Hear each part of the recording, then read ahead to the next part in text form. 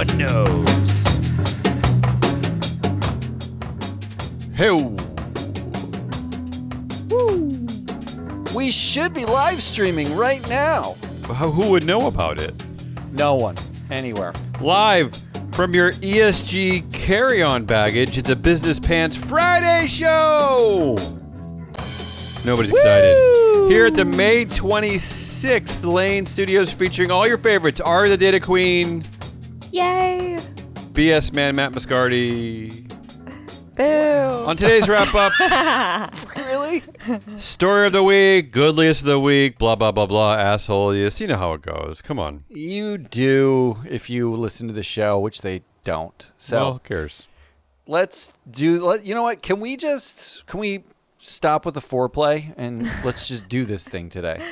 What do you say? Before we get to the show, No, we can't stop with the Nope. foreplay. did you know that the top two most visited sites in the world are both owned by Alphabet?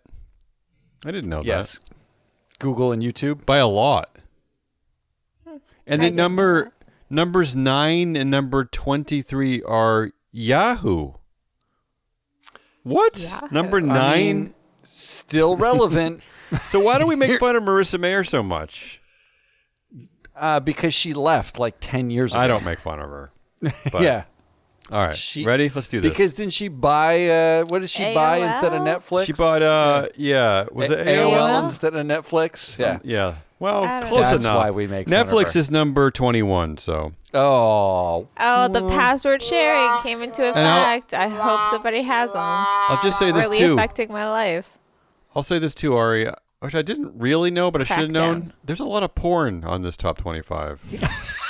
I'm mean, surprised the most visited website was not a porn website. Not in Utah. There's no more porn in Utah. We covered that here. Well, there's They're all getting VPNs. there's multiple companies on this list, and so it's only one of the companies shut down in Utah. So there's probably other ways. Oh. Come on, let's do this. Come on. Here we go.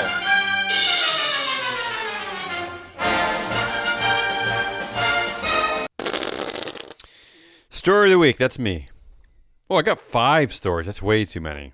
Yeah, you wrote a lot. I don't know what you were I'm not doing reading most of pre-production. this. Number 1, I have, in no particular order, there was a big major blowhard fail on Wednesday. Two of our I favorite loved it. Yeah. favorite leaders in the anti-woke wars, that would be Elon Musk and Ron DeSantis, had a major misfire on Twitter. I guess I didn't see any of this. I guess Ron DeSantis was announcing his presidential campaign that we've known about for about a year and a half. Yeah. And He's announcing it, though. No one knew.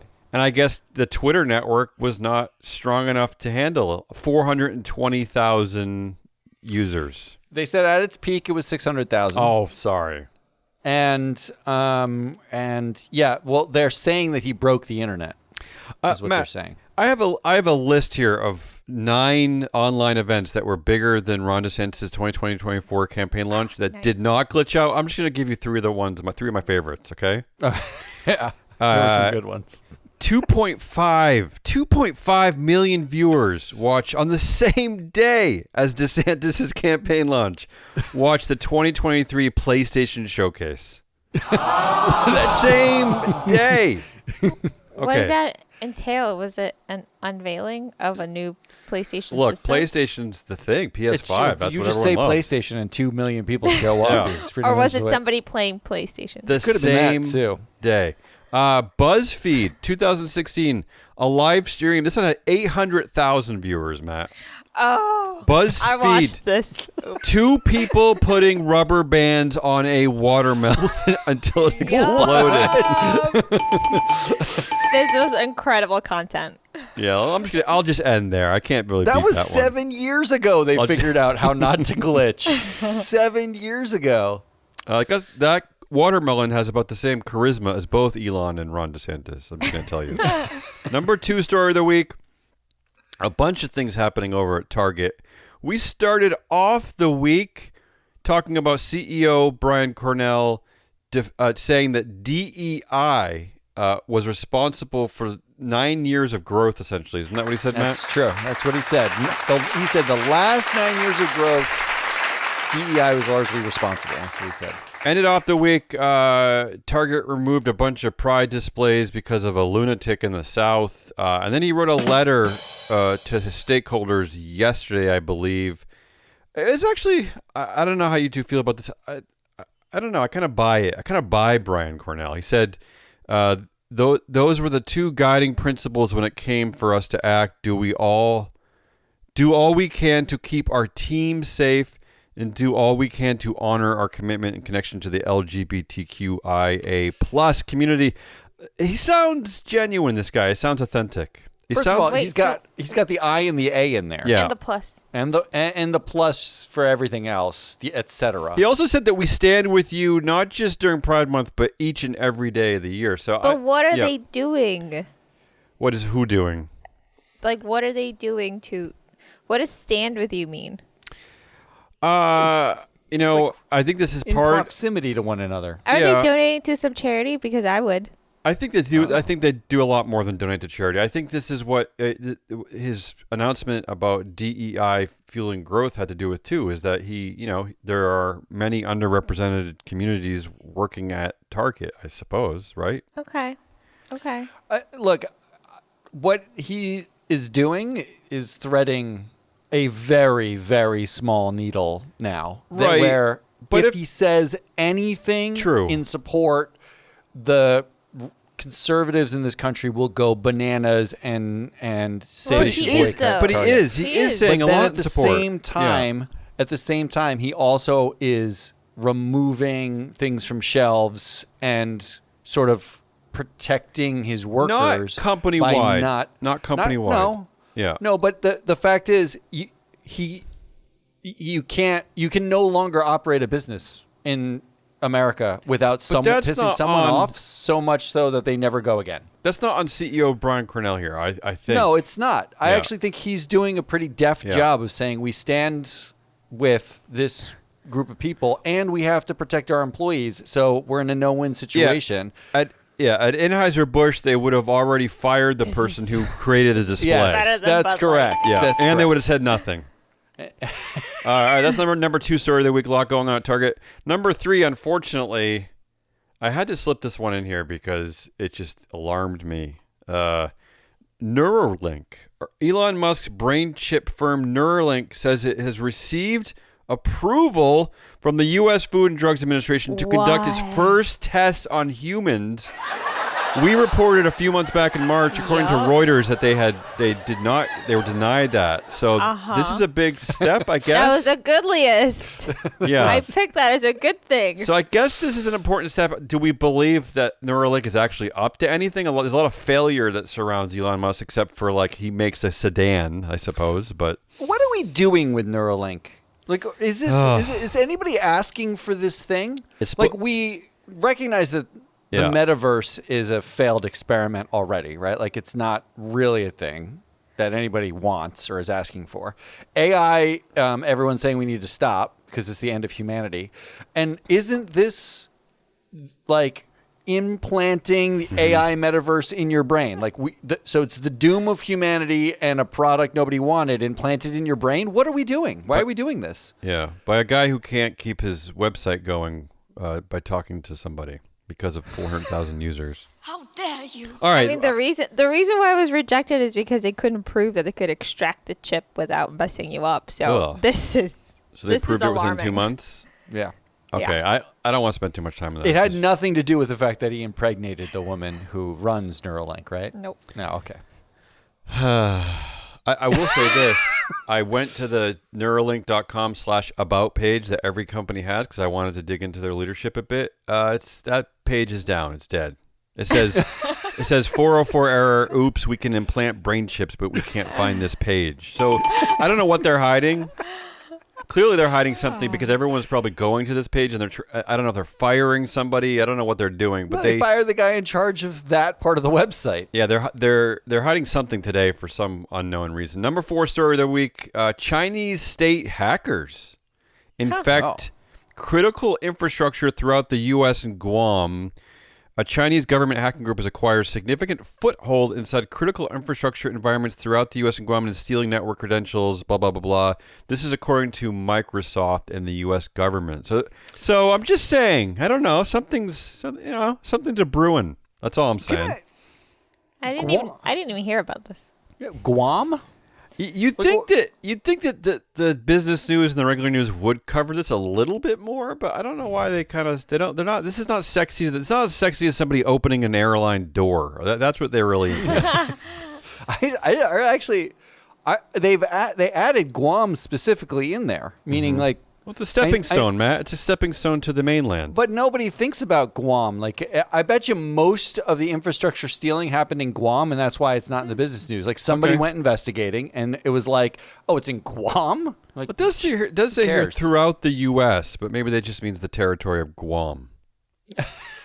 And finally, in my fifth story of the week, this is for I always pick something related to board sabermetrics. Matt and I unearthed earlier this week on our show, The Business Pants, that the directors at O'Reilly Automotive, of which there are 10 of, all 6 of them white men were featured in the proxy statement in the DEF14A listed. This is the SEC filing. Yeah, this is an official filing that won't go away. They can't take this down like Neuralink did with its webpage. All 6 white men are featured in in orange dress shirts. Yes. And the 3 women and the black man are just wearing civilian clothes. I don't know what the hell is going on at O'Reilly Automotive. Look, matching orange dress shirts. Yes, absolutely. All right, here's what I have to say about this to make it board sabermetrics oriented. According to our metrics, board sabermetrics, where we measure the influence and power of every single director in the entire world, 78% of the influence at O'Reilly is wearing a prison issue orange jumpsuit right now. Oh, wow. That's 78% of the influence. And I do have proof of something. I have proof that this is not about baldness, because you're probably asking me, well, 5 of those white men are either balding or bald, but it's not about baldness, because the black man is bald and he's not wearing an orange shirt. Correct. So I think this is race-based or gender-based, or a little bit of both. Race and gender-based. Yeah. I would like to compare this to some other board sabermetric stats, including something we covered on the show yesterday, where at Ford. Was it? Ford. 72% of the influence is owned by someone with a generational suffix. The third. Junior, the third, the fourth. Compare that with, I found this out today, 74% of the influence at DeLonghi, SPA, an Italian company, is directors with an apostrophe in their last name. Wow. How'd you find that? How'd you find that? This is what we do here. Yeah. Real data. Okay. this is all real. Was this the important stuff you were doing earlier that you told me about? Yeah, I was like, I gotta concentrate. Most. Yeah. 77% of the influence and 29% of the board at Kering, which is a French fashion company, Kering, are people who have a hyphen in their last name. Oh, was the hyphen bedazzled or something? Is that like a... It is a very special hyphen. Wow, that's nice. So, look, influence gets consolidated in a number of ways, whether you're wearing an orange prison suit or you've got a hyphen in your last name. I'm just come saying. to Board Sabermetrics. Come to our new platform when it's launched, and you can find all this fun stuff. Do you want Looking at these pictures, Do you want me to recap these stories, or you want to just vote? Let's do a fast recap. Go ahead. It's Twitter fail. It is Target CEO. It's Neuralink being okay. Chinese state hackers and O'Reilly Automotive jumpsuits. Anybody? In filings. I am shocked by the quick turnaround of the Neuralink FDA thing after being denied for like the 4th time, I think it was, to being approved. Yeah, it does seem a little shocking. Yeah, I agree with you. That's your story of the week? No, I think the Twitter failure is just... Oh. Yeah, I unfortunately... pop culture-wise, that's I think the real story of the week is what Ari said. But the stories that should be of the week are both Chinese state hackers and Neuralink. Right. And the story of the week that I'm choosing is O'Reilly Automotive. That's definitely what I'm choosing. Because let me tell you something. Yeah, it's confusing for me. I got to break this tie. No one anywhere. We've been analysts for what, 20 years? No one anywhere looks at the pictures of these people and would ever pull this out. Like, this is... That's true. Why on earth did someone put them in these orange jumpsuits? Yeah. They're all wearing, to describe it to you, they're wearing identical orange shirts with an O'Reilly Automotive logo in one side. Yeah. And it's only the white men doing that. Yeah, with the same blue background too. Skin tint. Yeah. Like the reddish tint. It was very sunny that day, Ari. Let's be nice. I mean, it's like the orange. They literally look like orange head to toe. They're like like walking oranges.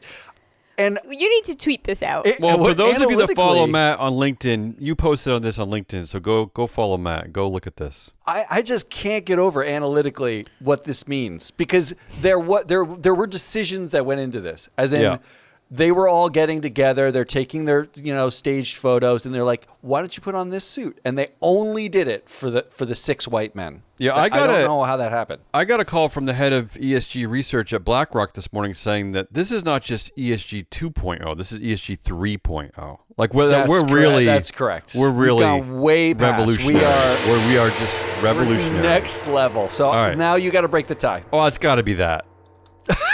That's correct. Look, I mean, sadly, this is what I sort of live for. And this uncovering. It's nuggets like this. I hope that eventually will get us more on the map of ESG 2.0, because we do. If you accumulate all the weird stuff that we unearth, I think you'll at least giggle for 8 seconds, that's worth like $20,000 right there. There's a lot of analytical value to giggling. All right, come on. Goodliest of the week, Ari. We're on Goodliest. Here we go. Gonna give the people what they want. Yeah, I don't know what you got many this of week. them. My followers are here for this. So far, I think 20% of the votes are who's Ari. Oh. Whatever. Yeah, whatever. First up this week, Helion to supply Microsoft with fusion power by 2028 or pay penalties. This. Yeah. What does that mean? It's a battery story. Microsoft and Helion Energy have signed it's being reported as a jaw-dropping binding purchase agreement for electricity from a nuclear fusion generator. Okay.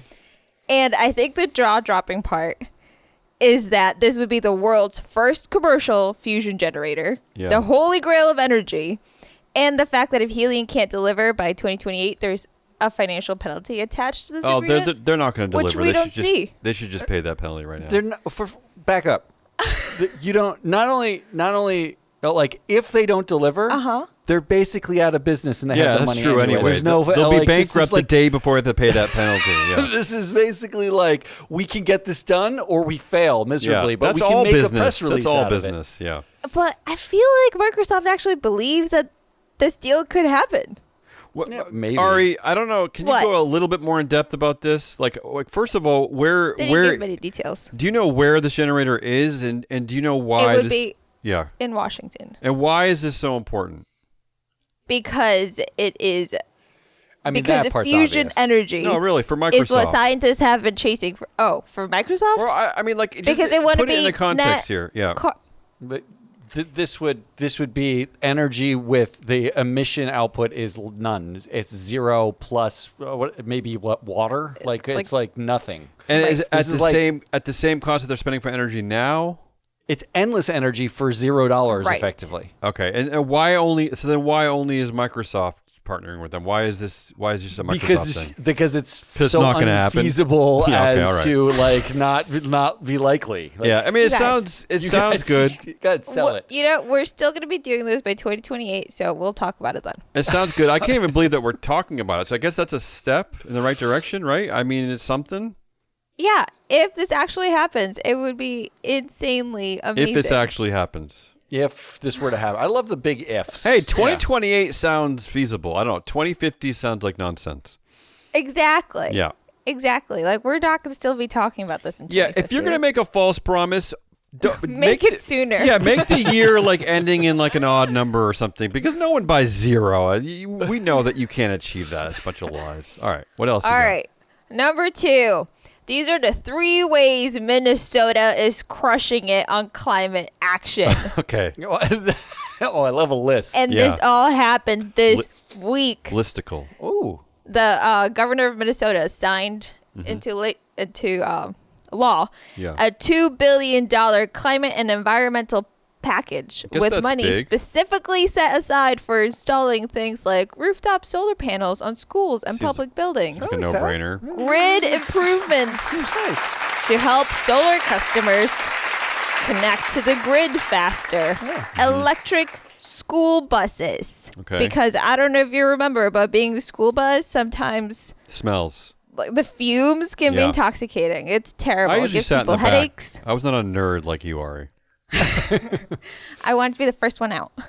And EV rebate programs. Now, in a different bill, a transportation bill, they are also using $1.3 billion to boost public transportation and bicycle infrastructure the state. That's good. I like this that. is amazing. Sure. Okay. Yeah. Transportation. I said it's good. Okay, good, Lias. It's fine. It's good. For a quarter of the emissions every year. So this is really good. I don't live in Minnesota. I don't care. Yeah, keep going. Well, there can be used. No, it's good. I like this. I like all this. the other states out there. And the 100% clean energy mandate that Governor Walz signed into legislation, it requires the state's power utilities to use 100% clean electricity. This is by the year 2040, but wait, so I think Matt pressed the wrong one. So Helion Energy, for the womp womp. Helion Energy is creating a nuclear fusion generator by 2028, and Minnesota can't get this done by 2040. What are we doing here? But Minnesota. They're already currently 40% of the state's electricity generation comes from renewables. It's cold there too, so they're doing well. Yeah. So I have a question about this. What? What's happening in North Dakota that in Montana they banned GHG emissions? You cross North Dakota and you get to Minnesota, and they're basically There's a brainwash. billion. Is there something? Isn't there like a lot of drilling going on up there? There's like a little mini oil world up there, is there not? Like a shale world, or when you cross the border, do you leave clean energy brain cells behind? I'm just trying to figure out like how the transition happens. I think Minnesota is just prettier, so they care about shots the environment. fired. Wow. Okay. That hurts. That hurts. Yeah. No, I'm serious. I mean, this was a great week. Both their governments are controlled by a Democratic House. There you go. There's the answer. And there's your answer. So the answer is go vote. Go vote. Yeah. And you'll get money for good things for the planet and all people. And then number 3, because I cannot stop watching a good train wreck. Good. Look at our company. Too soon to make that joke. A good disaster. Yeah. Glitches, echoes, and melting the servers crashed DeSantis' campaign launch on Twitter. Melting the servers. I like this. This is like an episode of Silicon Valley. I like it. So Twitter's live stream event, I don't know where you guys are getting your numbers from, but CNN is reporting that at the beginning of the event, there were 500,000 users logged in. And Twitter couldn't handle it. The event was delayed by half an hour with people getting to listen to the troubleshooting going on and technical issues for the first few minutes because apparently no one knows how to mute, turn off their audio and talk to each other. Yeah, because they were panicking. That's why. When the event actually launched, there were only 250,000 users. So they lost half their people to all these tech things. I don't even know how half the people stayed on. I would have been gone. Honestly, I want to know what percentage of those users were just the media covering the event, because it was probably like 100,000 media participants. Like, what's going on here? And yeah, this is what you get for laying off so much of your tech workforce. This is the result. All right, so we got 3. It's a pretend energy by 2028 or a pretend penalty. but really cool. But really cool pretend energy, man. Right? Minnesota is doing stuff. Minnesota. And I'm gonna get the meltdown. T-shirts. This one's obvious. Minnesota. This is an easy one. You go first, then. I got to go with the glitches over there at Twitter. I mean, come on. That is correct. It is glitches because it's basically a content farm. I told Ari in pre-production, you don't need to write anything else. Just write that down. Write no facts about it. The people wouldn't have known about Minnesota if I hadn't done anything else. That's true. I like that. I liked all your stories this week, but this one is just too obvious. I mean, you overpay for a company. You don't know how to even run a company like this because why would you? And you fire 80% of your staff and keep only the sycophants around. So it's perfect. I mean, I know. After getting physically locked out of the buildings, this is the next best. Not even paying your rent. I mean, this is what you get. Yeah. You would think $44 billion would buy you one server fast enough to keep a couple 100,000 people like active on it, but no. Yeah. They gotta call up PlayStation and be like, "How'd you do that?" On the I love it's the same day. Help us. The same day. Can you live stream our shit for us? All right. Not a bad idea. Up. My turn. Uh-oh. Now I'm scared. I only have 3 things for you. Good. I'm going to keep it short. The first thing... Can we put that on the goodliest list, Ari? ...is this picture. Yeah. Now, if you're listening, you can't see the picture. Good if you're radio. watching, Good radio. you can't see the picture. I'm going to describe the picture to everybody, okay? Picture, close your eyes. I want you to be with me here. Yeah. Picture a white woman in her 50s or 60s. She's pointing to a graph behind her with it's a beautiful column chart. And on the bottom corner, it says Long Beach Container Terminal, LBCT. Mm-hmm. And it's showing how LBCT has reduced their greenhouse gases by 80% since 2014 or 2015 on their way to net zero. Uh-huh. And this is the stock image in an article titled "The ESG Perversion of Shareholder Resolutions." ESG perversion. Wow. Which is chronicling how prior to 2021, in the quote, there's a quote, good old days, shareholder resolutions were boring. The good old days of 2020. 2020. Yeah, okay. Back in the pandemic good old days, shareholder resolutions were boring, and now they are basically, this is not a quote, racial audit-laced net zero gasms. Like, that's all that happens in shareholder resolutions now. They're politicized. It's a whole thing. Now, I don't know if the author's ever read a shareholder. Oh, wait, I do know. His name is Ben Zeiker. His prior experience with proxy voting is none experience. But he has opinions, Matt. He has things to say, though. Which gets me back to why I was triggered about this picture and this story. Sure.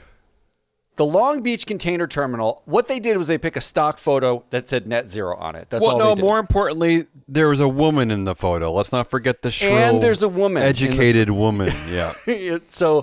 But they picked this stock photo on purpose. I don't think they meant this, but this is the ultimate troll. This is the asshole move. Yeah. The Long Beach Container Terminal, featured in the stock photo, is owned by Orient Overseas, a subsidiary of China Ocean Shipping Company, which is partially owned by the Chinese state. Which means, even in their trolling article, they are trolling us by saying China gave us ESG effectively. Well, so it's like that. It's like this China virus 2.0. ESG is like, the woke mind virus kind of. The woke mind virus was manufactured in China by China Ocean Shipping Company. Wait, so Larry Fink is off the hook officially, no? Yeah. Larry Fink, George Soros, the billionaire Jews you can't attack anymore. We found it. It all came from China. It's a shipping company in China that originated ESG. And here are the real assholes behind it. The author of this is Ben Zeiker. He's a fellow at the American Enterprise Institute. Not surprising. They're an anti-woke, free we've talked about them a lot. Think tank. Yep. We talk about them all the time. On the board of trustees of the American Enterprise Institute, Harlan Crow. Oh, Harlan Crow again. Second mention of him this week. Yeah. The billionaire who funded Clarence Thomas, and the woke Peter Coors, the chair of Molson Coors, is right? On it. He's a trustee of this group. The company that just supported. Go ahead. Yeah. After basically defending themselves because they supported a gay person once. As they should have. As they should. They are out here saying ESG is a perversion. He's a trustee of this. So they're all assholes. I'm just lumping them. It's a giant asshole troll. Is the ESG perversion. I like how they're kind of making it kind of sexy, kind of groomy. I like what they're doing there. Yeah, I know. Very drag showy. It's good. Yeah, you don't want to bring your kids to it. No. All right, number 2. Ken Paxton, the Attorney General of Texas. Remember this name? Yeah, you've talked about him a lot. And here's the article. Texas panel files articles of impeachment against state attorney general. What? Ken this is Paxton pretty is being remarkable, impeached actually. It's a remarkable story, yeah. Because they didn't file an article of impeachment. It was, I think it was 20 separate articles of impeachment. Oh. It was either 11 or 20. It was a lot of articles of impeachment. And these aren't just Democrats filing these articles of impeachment. They're all Republican. It's a Republican supermajority filing against the Republican Attorney General because he effectively accepted bribes, coerced everybody, used his office. And they're filing articles of impeachment? Are they being woke by filing articles of impeachment? It does seem a little odd, right? You can attacking the Capitol is okay, but this is not. I don't really know why. Bribes? Yeah. Isn't that just called free market? Yeah, they just hate. They must just hate this guy. He is very punchable, though, Ken Paxton. So he does have a punchable face, but he's the man who authored the civil investigative demand of S&P Global on ESG and how ESG is used in credit ratings. When he authored it, he clearly forgot there's a G in ESG that stands for governance. Yeah, everybody you just overlooks got that. G'd, my they friend. all overlooked that. Yeah, he did just get got G'd. a giant G right up there. Yeah. And finally, I wonder if he got bribed to investigate S&P. Interesting. Ooh, just keep the bribe train conspiracy going. theories. Let's keep that conspiracy going. Yeah. And finally, Rolif Botha. Okay. His name you should recognize.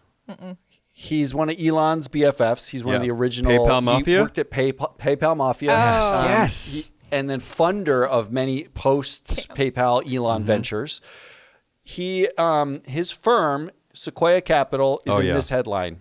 VC firm Sequoia is pulling out all the stops to dominate AI, insiders say. Do we need one VC firm dominating AI? Yeah. The firm is using everything from speed dating to star-studded summits to woo founders. What? Effectively, what Sequoia, this is what's happening. A firm run by a man who's part of the PayPal Mafia with Peter Thiel and Elon Musk want to be the primary funders of a thing that is likely to doom humanity.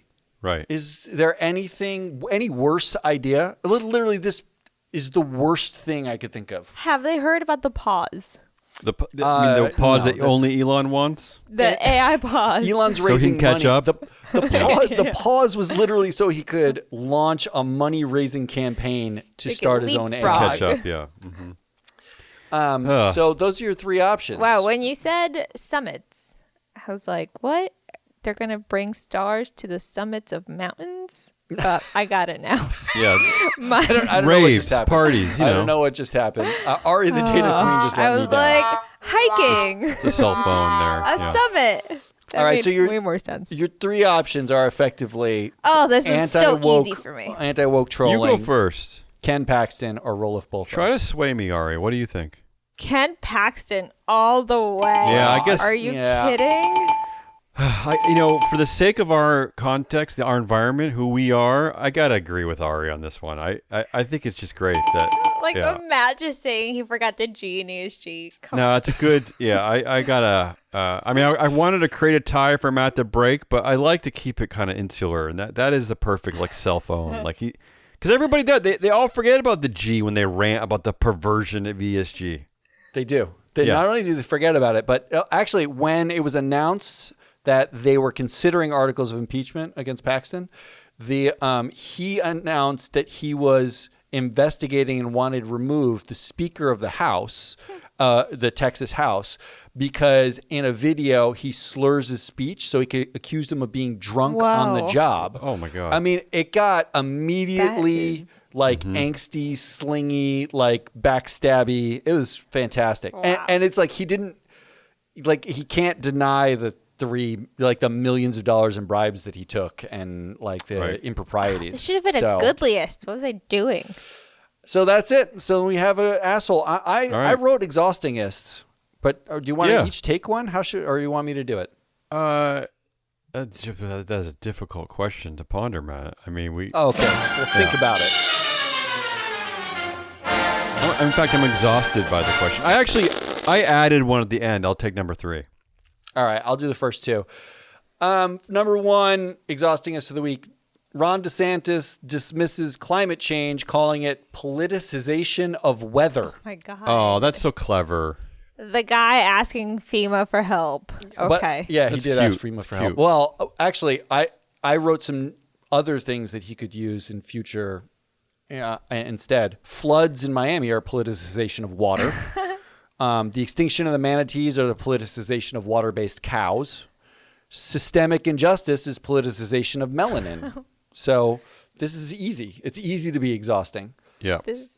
I don't need to say any more about that. There are term limits in Florida, right? I'm guessing. No, I think he's abolished them, hasn't he? Yeah. Oh no. Number 2, under Elon Musk, Twitter has approved 83% of censorship requests by authoritarian governments. This is a good one. Wow. What's great about this story, Matt, is that the free speech absolutist, that's what he calls himself, is actually approving more censorship requests than Jack Dorsey did. That is correct. That's incredible. Absolutely incredible. It is nice to know that free speech stops when you own the company and it's really you want the speech, not someone else. Proving we're officially in the era of you can just say shit. This is why the G in ESG is so important, because you can just say whatever fucking shit you're thinking about. That is correct. Why don't you say some shit next, because you have the next headline. My exhaustingness of the week was this headline. Fast fashion has spawned a mountain of leftover clothes in the Chilean desert that's so massive it can now be seen clearly from space. Wow. We don't talk enough about the fast fashion industry, so I just wanted to throw it in how terrible they are. Look, if you had just said that sentence and then said the word microplastics at the end, you'd be Jesse. Well, that's why I included this, honestly. Yeah. So, those are this your 3 one's stories. easy for me. Go ahead. That's insane. Go ahead. You go first, Matt. I'll go first. Yeah. Oh, Ari will go first. Yes, obviously. I don't want Matt poisoning my brain. Okay, go. With microplastics. 83% of censorship requests approval. That's insane. Yeah. I'm going to go with that. And exhausting. I'm going to say that's wrong. The right answer is just channeling Jesse. It is fast fashion mountain from space. That's the correct It's really answer. disturbing. I mean, we have really good cameras in space, so they could probably see. They could probably see your kid's pile of sadness. That is true. Out in the lawn. That's right. I mean, the DeSantis one really, in some ways, is the most exhausting. This constant denial of calling everything change. the politicization too, of something. But and we don't talk enough about water-based cows. Fast fashion. I love that idea. I love manatees. I'm gonna say, this is a tough one. I'm gonna go with fast fashion only because I hope it's gonna cause me to remember to dig in. I want to dig in more to some of these companies in our database and see what we can find, because we don't. No, we don't talk enough about them. You can stop there because that's the correct answer. That's really how this game works. All right, come on. Who won the week? Come on, let's move forward. Who won the week? Hold on, we need some winner music. Ooh. I'm excited. Ari has one. I'm very excited. Yeah, I do. I'll do my boring one first. Please. Just to set up, because Ari's, yours looks exciting. My boring winner is Target CEO Brian Cornell, because he really was on every conceivable side of the woke ESG data wars. I mean, he really was in every nook and cranny, so much that the blowhard of the century, the idiot fast-talking Vivek Ramaswamy, weighed in on Target. This is how good you are when Vivek has to comment about you. Yeah. Look, and Vivek was here on this show commenting about and I say that lovingly, Vivek. Come back. Campaign, yeah, come on. You're at 1% polling on CNN. We promise we can get you to 0.9% if you come back. Yeah, just make an effort. Show we will up. not underdeliver on that. Yep. All right, That's my winner this week. It's the bees who belong to a billionaire. What? that are getting buzzed from California to Maine right now in a climate-controlled truck with 2 drivers. So the only stops they need to make are for food and fuel. Is this Roxanne Quimby? Is this Roxanne Quimby, the Burt's Bees billionaire? No, it's the Resnicks. Who? They are farmer billionaires. We have billionaires in Maine, or No. Okay. They're getting bussed from California to Maine. Oh. And then they will go to Massachusetts for cranberry season, and then they will go out to Montana. It's a tour of the bees. So they're going to get like expensive Airbnbs on the beach? Is that what they're going to do? That's true. For the bees? Yeah. Yeah. So today I found out that 5 companies in the U.S. control the bees responsible for pollinating a third of our food. Wow. And while most companies have had giant bee die-offs, the bees that belong to billionaire farmer, the Resnicks, they have not died as much because they get taken care of. Like billionaires are better at bees. Are any of these 5 companies, do we cover any of them in our database? They all seem to be private companies. Oh, boo. I hate private. I know. I'm sorry. But the bees, though, they're coming to Maine. Oh, great. Okay. With white glove treatment. All right, fine. I had one. Wait. But who's the winner there? The bees or the billionaire? The bees won because Bees. imagine your climate-controlled transportation across the country. It's That's true. They're living the good life. They're not dying as much as the other bees that That's are maybe true. not. Okay. Yeah. Owned And by Maine is the place billionaires. to be in the summer, so good for them. Yeah. It's really delightful there. My winner of the week is Bogdan Kulita. Who's that? He is our programmer. I know. He's setting finished you up. building the entire database for Board Sabermetrics this Nice. week. He's working out the kinks on our platform so we can launch the only Kinks. platform covering the people that run your stupid companies. I can't wait. This platform has all the news you see here on a constant thing. It's got rankings. It's got baseball cards of directors. It's got Beautiful. all the stuff. And we are like a week away from launching once we get these kinks out. Plug our designer too. Who was our designer for? It's a beautiful. Gafford. Yeah. Yes. Liz Gafford. Liz Gafford. Gafford was our designer. She gave us some beautiful UX. Beautiful website. It's a beautiful website. Everything about it. Bogdan's been working nonstop, so. I mean, That's a honestly, good Bogdan's beautiful too. I just wanted to plug Gafford. considering there's only 4 people that work at this stupid company, Well, the fact might be that 3. Might be 3 now. We lost somebody. The fact that we have like a platform coming out is Bogdan made it the winner of the week. I can't wait. Predictions. Damien, I predict can go something. first. We are going to rename our company from Free Float to Musk. So people have a greater understanding of our content coverage. Aw. I don't want that to be our content coverage, though. Yeah. Can we not have that be true? Well, he's the CEO of 17 companies, so we know. It's hard to get away from him. Yeah. That's Anyone funny. else? Any other predictions? I did have a prediction. Mm-hmm. I predict that Vivek does a Twitter space with Elon Musk, and it fails. But the audio remains on, in which Elon and new CEO Linda Yaccarino get into an argument while the audio's playing over which color the Twitter checkmark should be for presidential candidates. And Linda says it should be red, and Elon says that's too communist. You're fired. That's what I think. You know, that's a good preview to, again, next week's corporate theater episode, because that in that episode is a press conference announcing Linda Yaccarino's the new CEO. So they go into the power dynamics in that press conference. So I would love if that press conference also announced that she was fired simultaneously. That would be a winning. Well, she hasn't taken over yet. There's still time. That's all we got. That's the week in review. It's Damian Rallis and Ari the Data Queen. I am Matt. I'm full of BS. Come back next week. If this live stream actually worked this time, thank you, Riverside. Maybe we'll do it more. But next week we'll be back. We're off on Monday because of the holiday in the U.S. Otherwise, we'll see you next week. Goodbye.